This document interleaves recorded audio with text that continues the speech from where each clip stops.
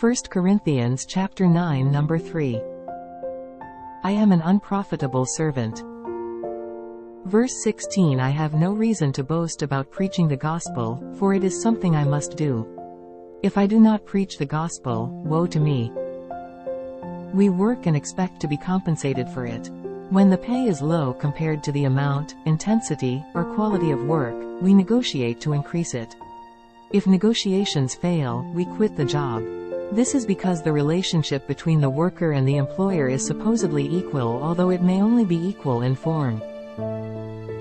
Is the relationship between God and Christians like that of an employer and employee? So you also, when you have done everything you were told to do, should say, "We are unworthy servants, we have only done our duty." Luke 17:10.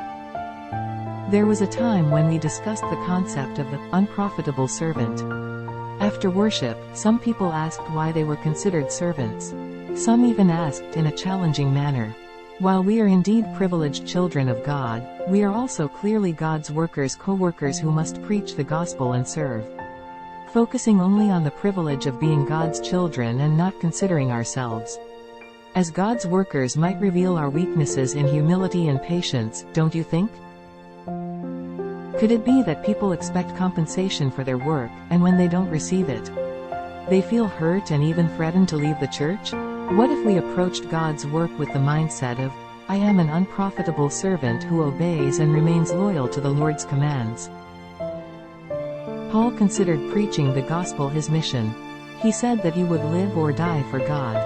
Therefore, he gave up his freedom and became a servant.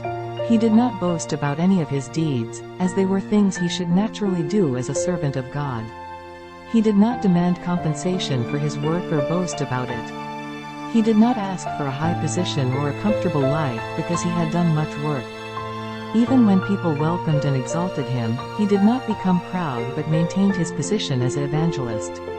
When people persecuted, sued, beat, imprisoned, and even tried to stone him to death, Paul silently held his position as an evangelist.